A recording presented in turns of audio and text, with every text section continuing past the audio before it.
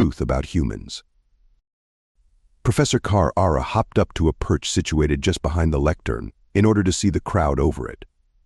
She stretched one wing and then the other, then finally detached her delicate arms from the wings and reached forward, giving a gesture and a complex whistle that translated to the crowd as a welcoming greeting. Then she continued in the more formal language favored in academic and popular culture.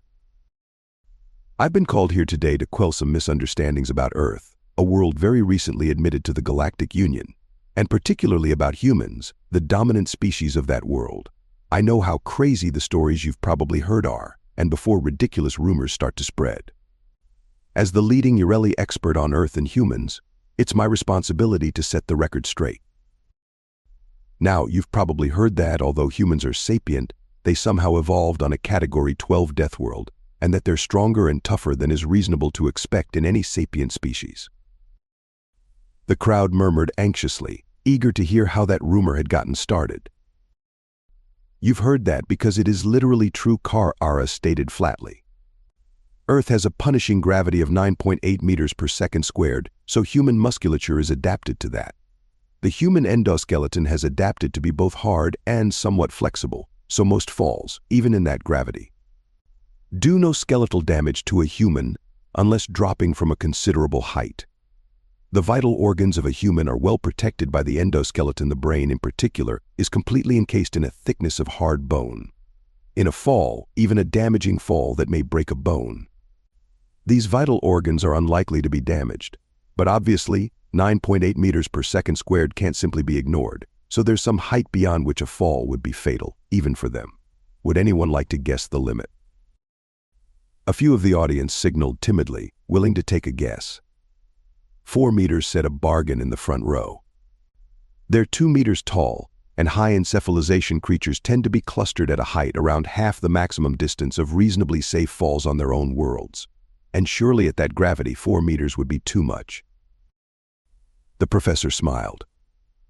Behind her, a large display lit up, showing 4 humans standing on a high ledge over a rolling ocean in animated conversation. You'd think so, wouldn't you? She said mildly. Behind her, the humans on the cliff gave a shout, in unison, ran and dived off the ledge. Dived 30 meters, headfirst, directly into the rolling sea. That's water, by the way, she said. It has about the same mass density that humans do, so in terms of energy transfer, it's not all that much different from hitting solid ground. And I'd like to point out that the part of them that hits the water first is that same bony case I was mentioning which holds the brain. The bargain squirmed and spluttered. What in? Good God, what was chasing them? The professor trilled, and the translator rendered it as expressing anticipation. We'll get to that later, she said. Just remember, it genuinely is a Category 12 death world, and things may not be as they seem. Also, honestly, the predators in the water are even more dangerous than the ones on land.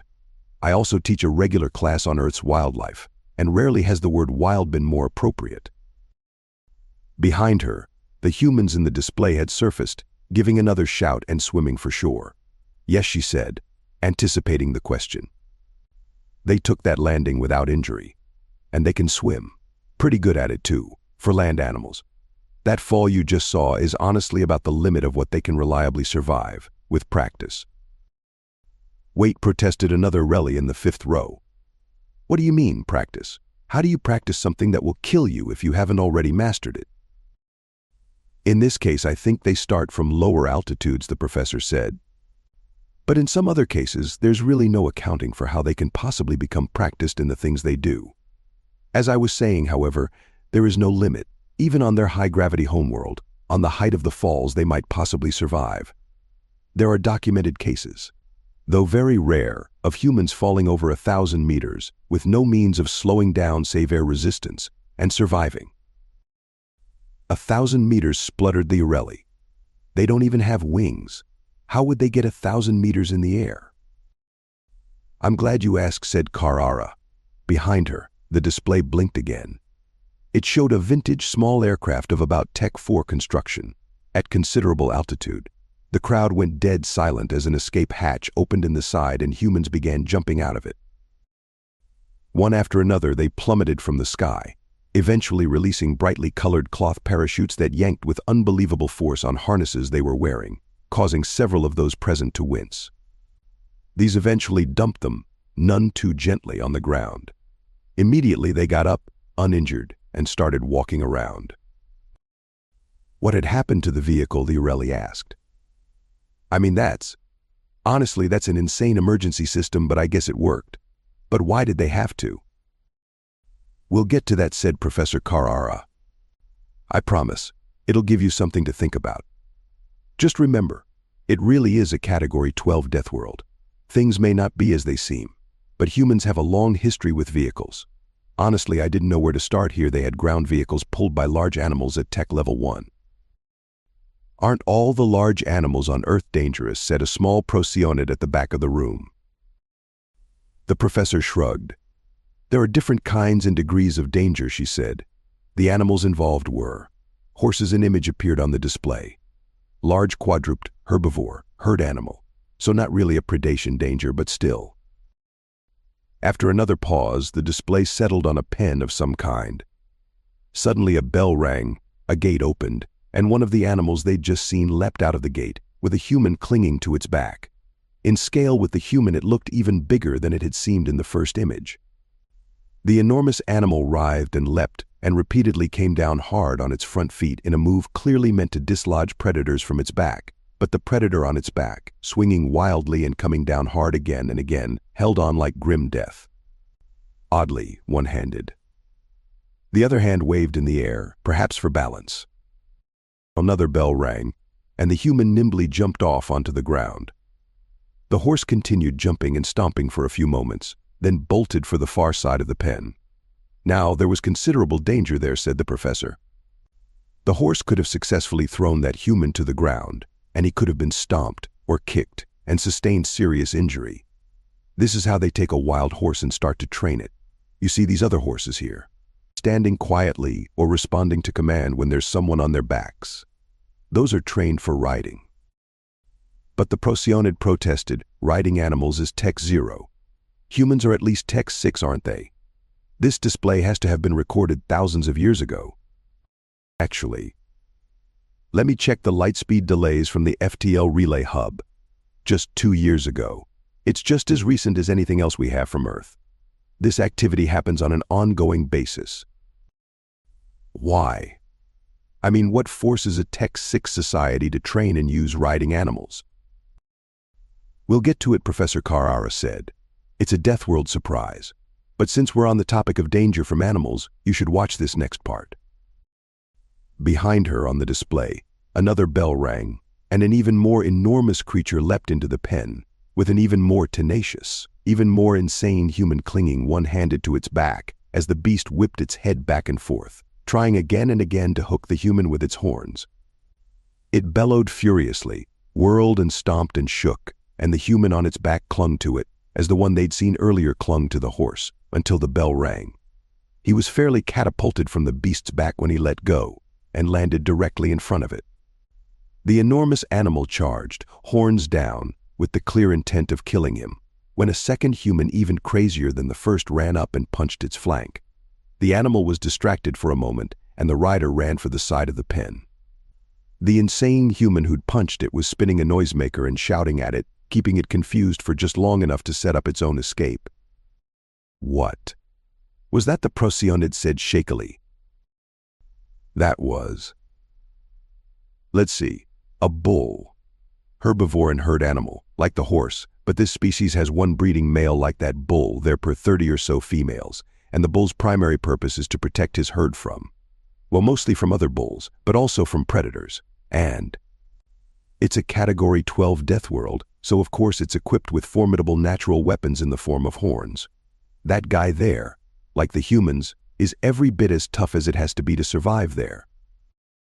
And they're training those to ride, he spluttered.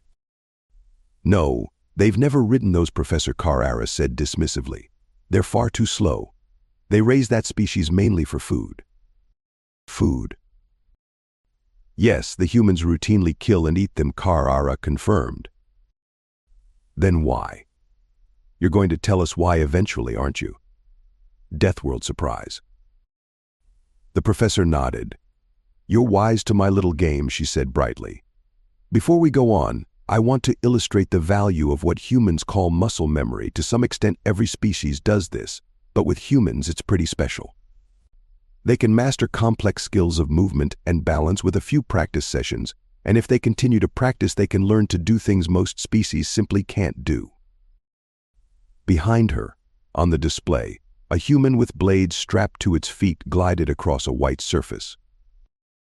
"That's water ice, by the way," Professor Carrara said. "So the temperature here is below the freezing point of water," said a Hanto, peering out from under his crest plates. "How can this furless creature wear that and not die?" Humans, Professor Carrara explained, are well adapted for temperatures between 15 and 35 degrees Celsius, but can withstand temperatures down to -10 for as long as they remain active, or -40 with relatively simple protective gear. That human there is entirely comfortable. Skimpy outfit aside, as long as it continues to burn through calories at this ferocious rate. But what I wanted to point out here is that this human is a dancer. Watch the graceful fluidity of movement in a mode of locomotion completely unlike their default. From watching this, you'd swear that this was the natural mode of locomotion for the species. It's not. Not even close. What that is human muscle memory at work. In the display behind her, the human leapt into the air in a blur of complicated movement and landed back on the ice, continuing as though nothing strange had just happened. "They call that a triple axel," said the professor. "I have no idea why and don't care.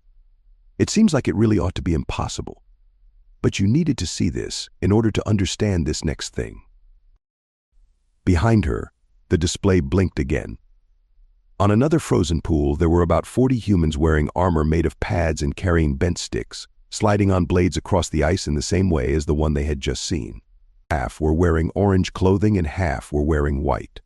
This, Professor Carrara said, is a form of ritualized combat called hockey.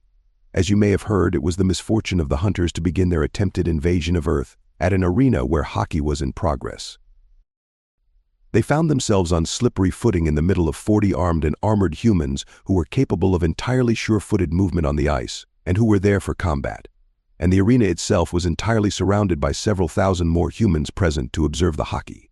Humans weren't well known at the time, and the hunters didn't realize what kind of mistake they were making. Their vanguard force was quickly destroyed. But I want you to observe just for a minute or two how hockey progresses normally when there aren't any suicidal hunters on the ice. The bent sticks had seemed like awkward, unbalanced weapons, but in another testament to human muscle memory, the warriors on the field used them ferociously, brutally, and effectively.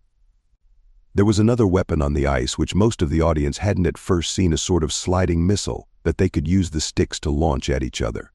But there were 40 fighters on the field and only one missile, so using it would be tricky. The point of the contest seemed to be using that missile to kill the member of the opposing team who stood at each end of the arena. But these two were the most heavily armored of all. Behind each of these designated living targets was a net, probably there to protect the audience from being hit by any shots that missed. After several clashes and crashes that ought to have killed them outright or reduced them to a heap of broken bones and torn flesh, Professor Carrara winced and said, "That's enough. The point of this faithful record of normal uninterrupted hockey is that the hunters' vanguard force wouldn't have been much more likely to survive if they'd treated the arena the same way humans do and abided by the rules and forms of the contest already in progress. You should know that this type of ritualized combat is important in human society. It takes place in several different varieties at different locations. This is football. That's what they call it." Behind her, the display brought up another arena, another set of warriors, a different shared weapon. All the colors and many of the shapes and details were different, but the basic design of the field looked a little bit like the same thing they had just seen. And this is also called football, but it's not very similar. The display briefly showed a green field with white parallel stripes where massive, heavily armored humans clashed and inflicted horrible physical violence on one another, for just a few seconds before Professor Carrara grimaced and turned it off. She had seemed to enjoy herself until the combat activities came up, but now she looked a bit ill. "What? "Does this combat signify?" asked an ancient quadrupedal being on the right side. "I understand ritual combat. If all reasoning and negotiation fails, it is still far preferable to resolve large conflicts with small fights than to send people wholesale into an all-out universal war, to risk a few champions instead of sending half a generation to its end. But what kind of important conflicts are these champions resolving, and on whose behalf?" Professor Carr looked up and said, "You'll be amazed," she said. "It's the same answer as all the rest, but I just want to visit a few more things before I put them all into context. Now, moving on. Marathon." Behind her, the display lit up a view of a tiny coastal town. This, as far as we know, is what the human city of Marathon looked like about 3,000 years ago. There's a story about a fight that took place there at around that time, and how, just before the fight, one of the soldiers ran 42 kilometers to call in reinforcements, and then ran back in time to join the fight. The display pulled back to an orbital view, and the path from Marathon to another human city was lit by a red trace. "Wait. Ran. How far?" said the quadrupedal being who had spoken before. "Humans are descended from highly specialized pursuit predators," Carr explained. "That means their basic hunting strategy, pre-civilization, was to run after prey faster than themselves until it fell over dead of exhaustion. And to varying degrees, humans retain that ability or can rekindle it with a few months of physical training, once a year or so. Most human cities organize a marathon run, a race of that 42-kilometer distance." On the display behind her, the globe spun, seasons flew by, cities were built, canals were dug, and then the telltale electric lights of modern cities began to spread. There were now hundreds of paths outlined, each the same length as the path they'd seen before. "And who runs these races?" the other asked, suspiciously. "Convicts? Prisoners?" "A lot of people, actually. The display flashed an image with thousands of humans, is the marathon run in a city called Boston." The quadruped stared as the image began to move, and he saw that this entire crowd was maintaining a brisk pace, a steady jog that gave him nightmares. As a herd herbivore, pursuit predators were his people's special nemesis. Here were thousands of them, and they could all run impossible distances. More and more runners kept pouring around corners and into the street as the camera lost track of the ones that had been in view at the start. There was no one place from which the whole group could be seen, Carr explained. "If you want some idea how many humans were in the race, we'll need to look at the view from about a dozen different vantage points." The quadruped sank slowly to the floor and was silent. Professor Carr sighed and told the room, "But this entire tradition is actually based on a version of the story that someone garbled or got wrong. That messenger actually ran 240 kilometers each way, not 42. Behind her, the globe spun again, modern lights fading, and the view came to rest on the ancient city of Marathon once again. Now, a different path was indicated, connecting Marathon to a different and more distant destination. The quadruped shrank in on himself and let out a small, keening sound. The translators remained silent. No translation was needed. "Now," Carr continued, "some of you may have heard that humans breathe fire. If she'd led with that, she knew she'd have gotten laughter. Now, with what they'd seen, there was stony, wary silence. Behind her, the display lit up with images of a human, whirling and dancing, juggling a pair of torches. From time to time it brought one of them to its mouth, spraying a huge gout of fire into the air, and continued its mesmerizing dance. There were other humans around it, watching, laughing. "So that's a half-truth," she said. "Humans do not exhale any combustible gases or liquids, save those which they have in their mouth when they start. If you watch this performer, you will note that it takes a sip from that container at the side of the walkway there every so often. That's the flammable substance that this act is predicated on. But here is a strange thing. This act is about doing something dangerous, breathing fire. But the performer is faking that. The performer is faking that by doing something even more dangerous, drinking poison." Professor Carr shrugged.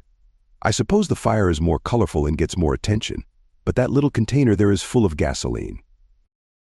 I need to explain about gasoline. Very few planets have the geological processes necessary for its production. A very long time ago, plants grew on Earth and happened to be buried instead of composting normally in the ecological cycle. And having been buried, slowly they were buried deeper and deeper as geological strata built up. 30 million years later, by the time humans evolved, immense pressure, unimaginable heat, and exposure to mineral substrates had turned those buried plants into toxic, carbon-heavy sludge. The humans dug up this toxic sludge, refined it into gasoline, and used it for fuel. While they were at Tech 3, most of their water, air, and ground vehicles were powered by burning it. That seems ill-advised, said a small voice on the right. Craning her neck, she saw a small hexapodal creature with 3 arms and several eye stalks. She nodded. It was. But that's how they got through Tech 3. And it's not even close to being the most ill-advised thing they've done. For example, we haven't talked about the deliberate detonation of nuclear bombs on the surface of their homeworld. This last drew an assortment of sharp, shocked noises from the audience, but Professor Kar-Ara ignored them and moved on. Anyway, this performer here is taking gasoline into its mouth and spraying it out past the torches.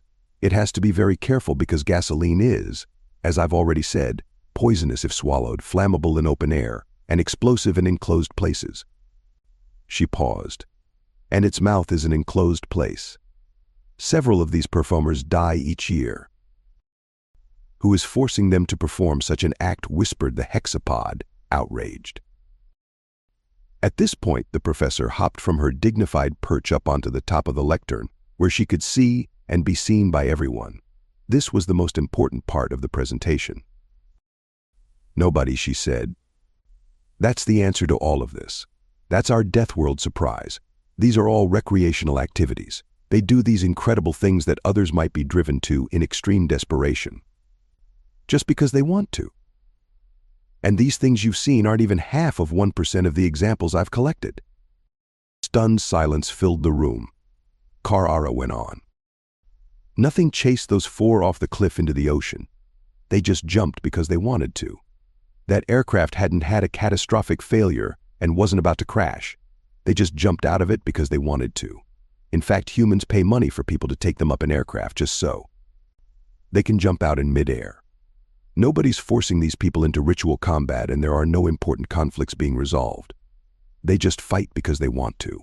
Nobody's forcing this performer to do this insanely dangerous thing. It just wanted to. That business with the horse and the bull. And Tech 0 riding in a Tech 6 culture. They do all that just because they want to. All of the things you have seen humans doing here today are real, and they're not just one-time freak events. These things take place routinely on Earth, and all of them are recreational activities. This is how humans play. This is what humans do when they are in a happy, relaxed mood. And now maybe you can understand why we don't really want humans in an angry mood. So when you meet them, be careful. Don't make them angry, but even if they're not angry, even if they like you, remember that they may invite you to join them in something fun without realizing that for you it would be lethal. If they treat you as they would one of their own, normally a good standard for non-aggression, you'll probably die. She looked around, seeing comprehension dawning on a dozen different kinds of face and failing to dawn on just as many. If there's any chance you'll be interacting with these creatures, this is a very important principle that you must grasp, for the sake of your own safety and that of everyone around you. I'll be continuing this discussion tomorrow, she said. And the first lecture of a class on Earth's wildlife begins this evening, so please come if you're allowed. Several of your governments have indicated that study of that particular topic may require you to have a security clearance, so check with your embassies first. The stunned silence Professor Kar-Ara had interrupted resumed, and then stretched out another minute or so before the students slowly began to rise and file out. Edit: the story above features humans doing a lot of very risky things which humans, after all, do. I am not urging the readers to follow these examples. In particular, the fire breather described above is doing it in the most dangerous way possible. Using gasoline is insanely risky, even for a fire breather. Those who are interested in fire breathing as a sport should not follow the example of an idiot who uses gasoline. Although there are many idiots who use gasoline, it is a reliable way to sooner or later achieve a very painful death. Use of kerosene is a far less reliable way to achieve a painful death, as it is non-explosive, burns at a lower temperature, and is far less toxic. But seriously, if you intend to take up fire breathing, you shouldn't be doing it on the basis of something you read on the internet. Particularly not a story that marvels at the insanity of the risks humans take. To minimize the odds of getting killed by your new hobby, you should be going to a real instructor and paying close attention to the lessons.